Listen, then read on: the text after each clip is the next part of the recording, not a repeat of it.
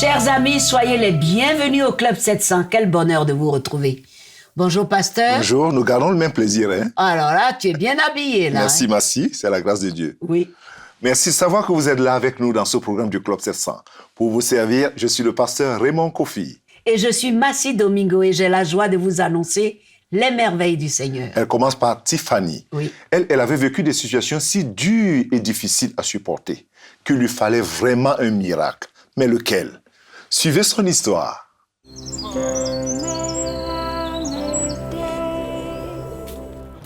J'étais contente de sortir par une si belle journée. Je venais d'avoir un enfant, je n'étais donc pas en super forme, mais je n'étais pas non plus en train de courir ou de faire un effort quelconque. Quelque chose n'allait pas. Cela fut soudain. À 29 ans, lors d'une balade un après-midi, Tiffany Aiken s'écroula. John, son mari, ne comprenait pas ce qu'il se passait. Tiffany!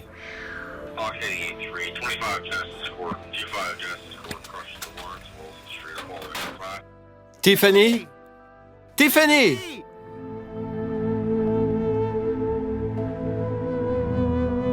Les ambulanciers Jeffrey Cooper et Reuben Rosenburg furent envoyés sur place. Elle avait l'air mal en point, très pâle, en transpiration. Ses lèvres étaient violettes, ses veines ressortaient sur un côté de sa nuque. Elle avait vraiment l'air en mauvais état. Durant le trajet de l'ambulance vers un hôpital de Harrisburg, en Pennsylvanie, Tiffany oscilla entre conscience et inconscience. Elle cessa de respirer dès son arrivée. Voilà ce qui s'est passé. J'ai sauté de l'ambulance, je me suis dirigé vers les portières arrière pour les ouvrir et j'ai préparé la civière. Jeff essayait de l'appeler, puis il a levé le bras pour lui administrer un coup de poing sternal. J'ai alors tout de suite vérifié son pouls pour voir le résultat, parce que je voulais m'assurer qu'elle avait un pouls. Tiffany respira à nouveau. L'équipe médicale l'a pris en charge immédiatement. Lorsque John, son mari, entra aux urgences, on lui annonça que sa tension était au plus bas et qu'il ne savait pas pourquoi. J'ai vu au moins 15 à 20 infirmières et médecins autour de son lit. On lui avait déjà mis des tubes pour la faire respirer et des intraveineuses dans les bras et les jambes. Et elle était vraiment mal en point. John s'assit et regarda tout en priant, pendant que les médecins faisaient tout pour garder sa femme en vie. Elle était branchée au tube respiratoire et elle se battait pour sa vie. Un espoir est monté en moi et je me suis dit, d'accord, nous allons nous battre. Nous allons continuer de croire et nous allons nous battre, quoi qu'il lui arrive. Finalement, le médecin découvrit quel était le problème, un caillot de sang. On lui administra un médicament pour le résorber. Le cardiologue Mubashir Mumtaz fut appelé et ordonna un scanner de confirmation. 2 importants caillots furent révélés qui bloquaient les poumons. Toujours sous assistance médicale, la tension de Tiffany ne faisait que baisser. Le docteur Mumtaz sentit qu'il fallait l'opérer sans plus attendre. Mais les médicaments qu'elle avait pris rendaient la chose extrêmement risquée. J'ai très vite pesé le pour et le contre. Est-ce que je voulais vivre en regrettant de n'avoir rien fait, dans le cas où elle ne s'en remettrait pas? Ou est-ce que je devais faire tout mon possible pour la sauver, avec tous les risques que cela comportait? C'est sa brutale chute de tension qui m'aida à prendre la décision. Il fallait lui donner une chance. Le docteur Mumtaz expliqua à John que si les caillots de sang n'étaient pas enlevés, Tiffany allait mourir. Il expliqua également qu'il n'y avait aucune garantie quant au succès de l'opération. John pria une nouvelle fois pour sa femme, puis le regarda être emmené par l'équipe médicale en salle d'opération. C'était la dernière chance.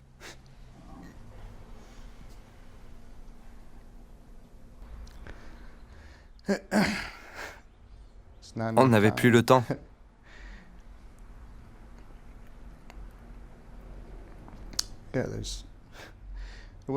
Je n'avais plus le temps de dire tout ce que je voulais lui dire. Tandis que le docteur Mumtaz et son équipe opéraient Tiffany, John, les amis, la famille et leur église étaient en train de prier.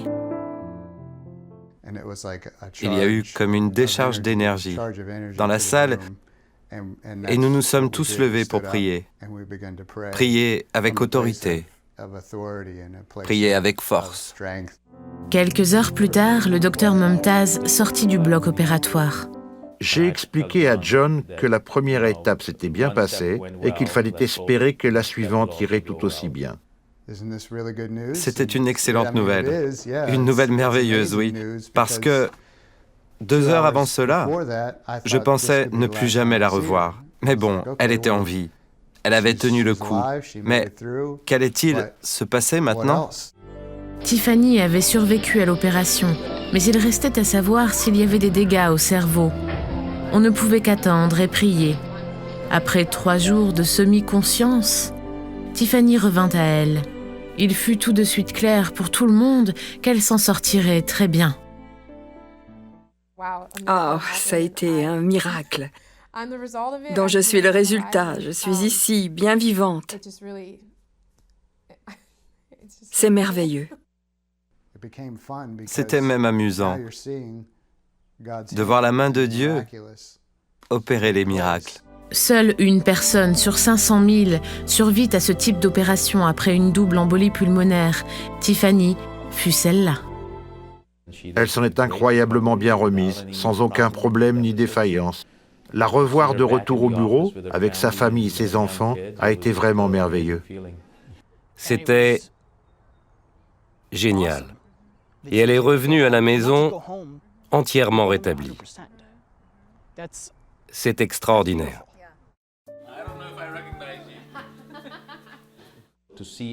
Tout a repris son cours normal. Sortir ainsi d'une situation si délicate est simplement incroyable. Et la science n'explique pas tout. Beaucoup d'autres choses ont contribué à sa guérison. C'est une chose incroyable que nous n'oublierons jamais. J'ai même l'impression que tous ceux qui m'entourent ont vécu plus de choses que moi-même. C'est à moi que c'est arrivé, mais leurs yeux ont été ouverts tout grands sur la bonté de Dieu. Les gens me disent combien l'impact a été grand dans leur vie et combien ça les a changés, combien ils sont différents à présent. Je n'aurais jamais imaginé qu'une chose aussi potentiellement dévastatrice puisse avoir un résultat aussi positif. Ça me dépasse. Je vous dis, Tiffany ne pouvait pas s'en sortir sans l'intervention de Dieu, car même les médecins n'étaient pas optimistes du tout. Mais la prière a été efficace. La prière a été efficace. Ils ont gardé l'espoir et ils ont vu le résultat. Mais si toute la différence était dans la prière. Oui. Et toute la différence se fait toujours lorsque jusqu'où les gens mettent leur confiance au Seigneur. Vraiment. Parce que les médecins étaient dépassés. Oui. Mais la prière seule a fait la différence. C'est la prière qui fait bouger Dieu. Oui. Et nous pouvons rendre grâce à Dieu pour tous ceux-là qui connaissent la valeur et l'importance de la prière. Et qui a dit la prière du juste a une grande efficacité. Devant ses yeux, n'est-ce pas? Oui. La prière fait toujours la différence, les amis. Ne vous découragez jamais, quelles que soient les situations. Ce que les médecins peuvent vous dire peut être différent. Mais là au ciel, il y a quelqu'un qui est fidèle. Mais ne nous quittez pas. À tout de suite.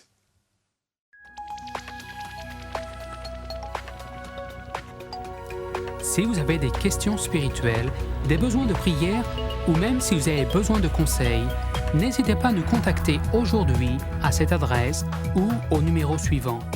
Nos conseillers sont là pour vous aider. N'oubliez pas, nous sommes là pour vous.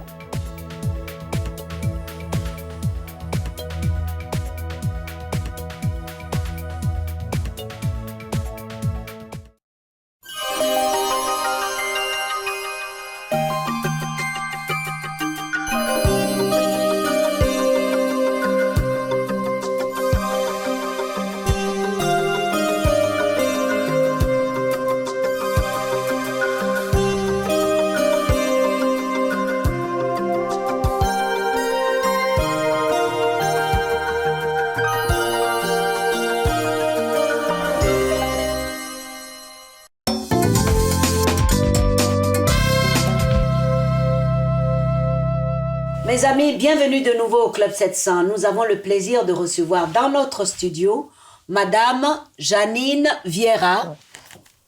Merci d'être notre invitée aujourd'hui pour nous parler d'un ministère assez important dans le corps de Christ, le ministère de Déborah Lève-toi. C'est un mouvement mondial connu un peu partout. Alors, qu'est-ce que c'est, Déborah Lève-toi? Bonsoir, merci. Déborah Lève-toi, c'est un mouvement qui rassemble les femmes à se lever, qui appelle les femmes à se lever pour prier pour les jeunes. Parce qu'on a remarqué que les jeunes ne veulent plus du Seigneur, les jeunes ne veulent plus aller à l'église. Et ils sont plutôt attirés par ce monde de ténèbres. Et on prie, on appelle les femmes à prier pour ces jeunes qu'ils reviennent au Seigneur. Ou ceux qui sont là à ne pas partir dans le monde, à ne pas être attirés par le monde, mais à rester, à demeurer en Christ. C'est le mouvement Déborah, lève-toi. Alors, vous êtes un peu partout dans le monde. Oui, nous sommes en Pologne, en France, en Afrique, en Côte d'Ivoire, au Congo, et nous sommes aussi en Afrique du Sud, partout dans le monde entier. Et le but de notre rencontre, c'est que tout le monde entier puisse se lever, pour toutes les femmes du monde entier puissent se lever pour parler, pour prier pour les jeunes. Alors, je suis impressionnée parce qu'au Brésil, où vous avez un mouvement, les femmes aussi sont très actives là-bas avec toute la criminalité. Ça, c'est important d'être dans des endroits comme le Brésil aussi, n'est-ce pas? Oui, c'est très important. Et aujourd'hui, pas que le Brésil, même on voit, en France, on voit, en Afrique du Sud, oui, de prier parce qu'on voit la maman a ce cœur pour crier à Dieu pour ses enfants, pour crier aussi pour les enfants du serviteur de Dieu. Ils sont sur le front et ils sont souvent la cible de l'ennemi. Et ce mouvement appelle les femmes à prier pour que ces jeunes reviennent au Seigneur. Oui, surtout, c'est très important parce qu'on voit un peu partout dans le monde aujourd'hui, on parle au niveau des statistiques que les enfants des serviteurs de Dieu sont ceux-là même qui font de très mauvaises choses. Et ça, c'est triste et c'est un très bon mouvement de pouvoir intercéder. Mais cela est né comment? C'est une femme qui a reçu la vision, une Anglaise, qui a reçu cette vision. Le Seigneur a montré à cette femme s'appelle June Richard, comment les jeunes partent de l'église, les jeunes ne sont plus intéressés. Et elle a eu cette vision, et le Seigneur lui a dit d'aller dans tout le monde entier et de partager cette vision afin de motiver les femmes à prier pour que cette jeunesse puisse être attachée et puis passionnée, non seulement attachée, mais puisse être passionnée pour Jésus. Oui. Alors, ça veut dire que les femmes ont un rôle important à jouer au niveau de la prière? Bien sûr, Massi. Elles ont un grand rôle à jouer parce que déjà qu'on voit dans Proverbe 31, la femme vertueuse. Oui. Dans Proverbe 31, on a dit qu'elle veille sur tout ce qui se passe dans sa maison. Oui. Et la femme a ce cœur de mère qui sait ce qui se passe. La femme connaît plus les enfants, on va dire. Et cette femme, quand elle prie, elle peut prier par rapport au caractère de l'enfant. Elle peut prier par rapport à tout ce qu'elle peut voir. L'homme ne voit pas tellement ce qui se passe dans la maison. Exact. Et voilà. Et c'est la femme qui voit tout et elle peut prier, elle peut intercéder pour que les enfants ne retournent pas dans le monde. Donc la femme a un rôle très important au sein de la famille. Ça, on le dit tout le temps. Mais beaucoup ne savent pas qu'elles doivent être à la brèche. Oui, elles doivent être à la brèche, elles doivent être sur les genoux. Et on a vu beaucoup de témoignages où les femmes étaient à la brèche et les enfants, il s'est passé quelque chose. Ah bon? Quand la femme prie, il se passe quelque chose, il se passe de grandes choses. Je n'ai pas dit que les hommes aussi, quand ils prient, il ne se passe pas des choses, mais la femme a ce cœur, surtout pour l'enfant. Oui. Oui, elle a ce cœur, quand elle prie, il y a quelque chose qui se passe. Alors, ce mouvement se passe comment? On se regroupe par semaine, c'est des noyaux, un peu partout au même moment. Par exemple, si vous êtes en Europe, c'est pareil en Afrique du Sud, c'est pareil au Brésil. Comment ça se passe? Comment on se retrouve pour prier? Non, ce n'est pas forcément au même moment, mais on peut se regrouper 2 à 2 même pour prier. Et le but, c'est de prier tous les jours, même si on peut. Très bien. Oui. OK, avant la fin de ce moment, je voudrais avoir quelques témoignages. Oui, on s'est retrouvés il y a quelques années à prier pour un jeune qui était dans la drogue. Il était éloigné de Dieu. Ses parents sont missionnaires et on a prié. Ses parents priaient. Sa maman priait. On se réunissait, on priait. Et ce jeune est revenu au Seigneur aujourd'hui et il sert Dieu. Le cadeau le plus merveilleux que le Seigneur a fait, c'est qu'il sert encore Dieu. Oh. Il sert Dieu. Et délivré de la drogue. Délivré de la drogue, de la cigarette, de l'alcool, et il sert Dieu aujourd'hui. C'est formidable. C'est formidable. D'autres témoignages encore? Oui, on a une autre jeune fille qui s'est éloignée du Seigneur et avec la prière, elle est revenue aussi au Seigneur. Et il y a une autre aussi qui n'a pas voulu, qui ne veut pas entendre parler du Seigneur. Elle aussi, elle se donnait au Seigneur. Et il y a tellement de témoignages à dire. Si je veux dire aujourd'hui, on peut faire des heures et des heures de témoignages. Oui. Et avant qu'on ne termine, j'aimerais que vous parliez un peu à toutes ces mamans, à toutes ces femmes qui sont désespérées et qui nous regardent. Oui, ce que je peux dire aux femmes, de ne pas se désespérer, parce que le Seigneur entend les prières. Elle entend les prières. Le Seigneur entend les prières parce que, surtout quand on se met en accord, le but de Déborah, c'est de se mettre en accord et de prier. Oui. On ne veut pas que les femmes restent seules dans leur situation, mais on veut qu'elles se mettent en accord pour prier. Et Dieu répond toujours à la prière. Dieu répond toujours. Et je peux dire aux femmes de ne pas se désespérer, qu'elles soient la sentinelle dans leur maison et qu'elles se tiennent à la brèche, qu'elles élèvent un mur autour de leurs enfants et le Seigneur agira. Et que les femmes ne se désespèrent pas du tout. Qu'elles prient avec ferveur. Et le Seigneur bénira ses enfants et ses enfants vont revenir. Beaucoup de persévérance. Oui, surtout. Surtout. Oui. Qu'est-ce qui vous marque dans cette communion avec Dieu en quelques minutes? La façon dont le Seigneur répond. Oui, il répond vraiment. Des fois, il le fait tout de suite.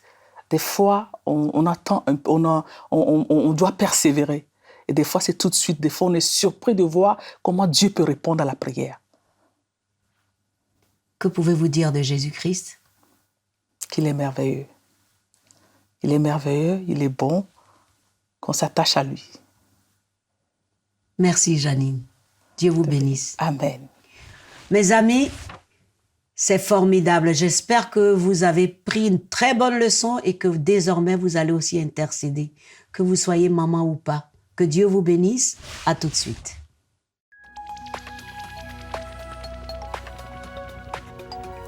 Si vous avez des questions spirituelles, des besoins de prière ou même si vous avez besoin de conseils, n'hésitez pas à nous contacter aujourd'hui à cette adresse ou au numéro suivant. Nos conseillers sont là pour vous aider. N'oubliez pas, nous sommes là pour vous.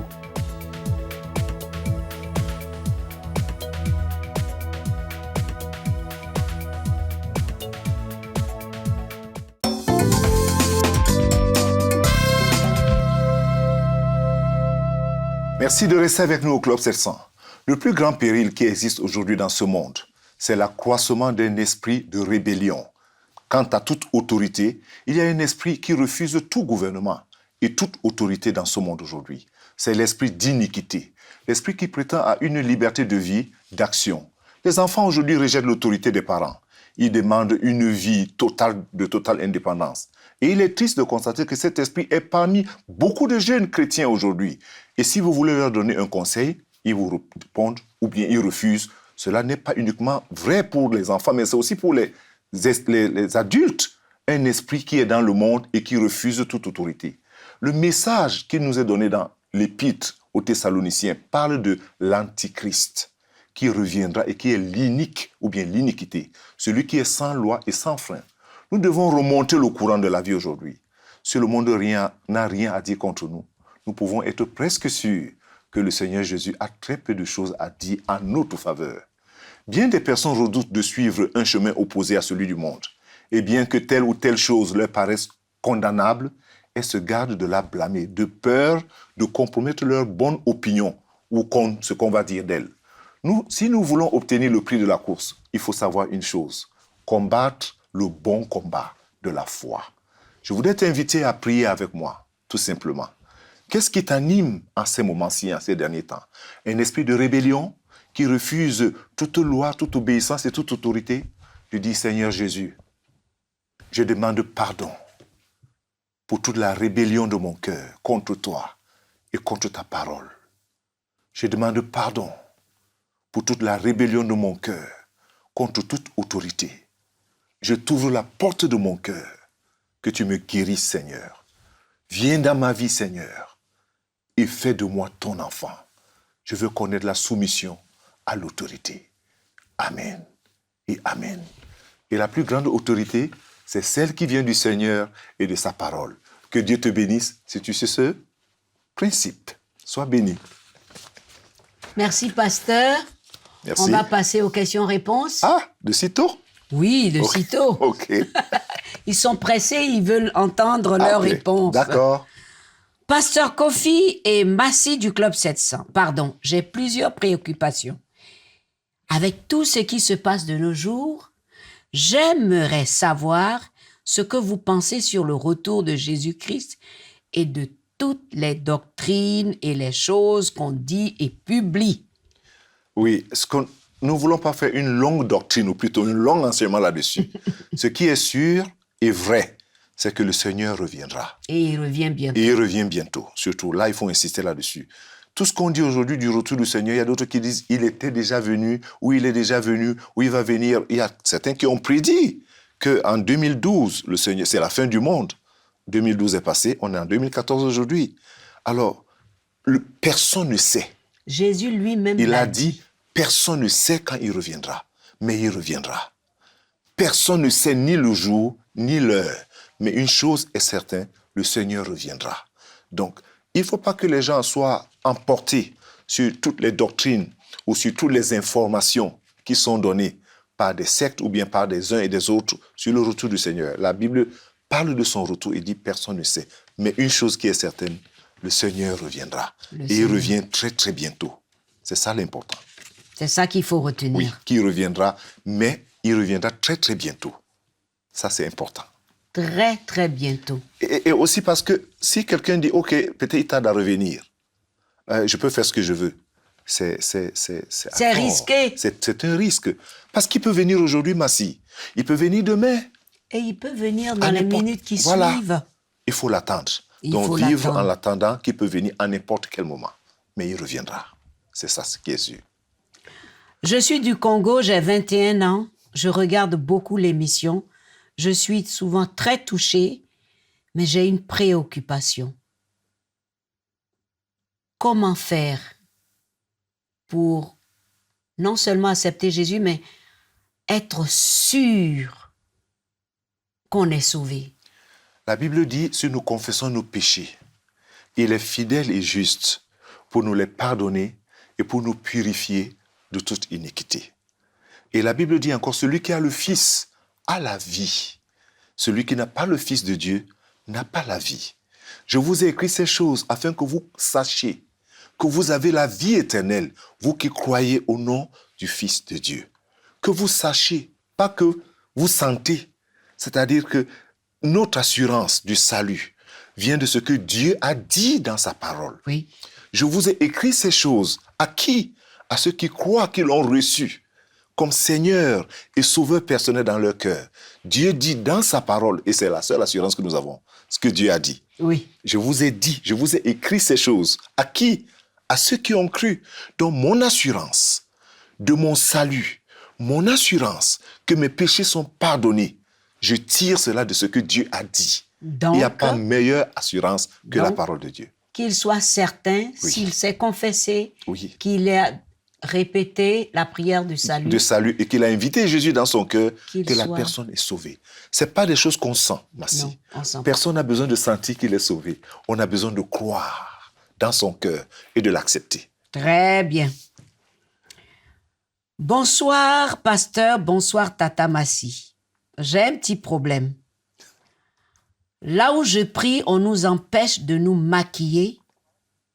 On nous empêche de porter des pantalons. Est-ce que c'est vraiment ce que le Seigneur nous demande ou regarde-t-il au cœur? Les deux à la fois. Mais à la place de ceux qui prêchent sur le maquillage ou sur les pantalons ou sur des habits, personnellement, c'est pas ça le message de l'Évangile. Oui. Mais les deux vont ensemble. Mais lorsque je parle de ces choses, tu te souviens de ce que j'ai dit la dernière fois? Mettez le Fils de Dieu dans un cœur. C'est-à-dire, mettez la sémence de la vie. Vous n'avez pas besoin de la diriger. Elle va sortir, elle va prendre la forme. Elle va produire ce qu'il faut. Quand Jésus est dans une vie, il enseigne. Ne cherchons pas à aider le Saint-Esprit. Le Saint-Esprit fait son travail au moment où il veut, comme il veut. Donc, je pense que nous devons faire très attention avec le légalisme et puis quitter sur l'Évangile, sur la parole de Dieu et tenir peut-être un langage au lieu de laisser les gens confronter ou rencontrer leurs propres besoins avec la parole et ils sont enseignés directement.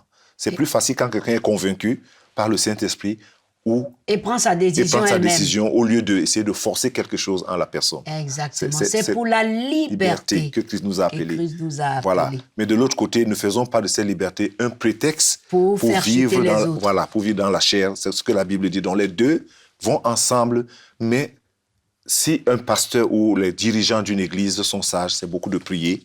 La première chose, c'est de prier pour que le Saint-Esprit qui est là et qui dirige l'église amène les uns et les autres à voir le besoin de convaincre de péché et de vérité. Tout simplement. Tout simplement. Combien de fois doit-on prier par jour, pasteur?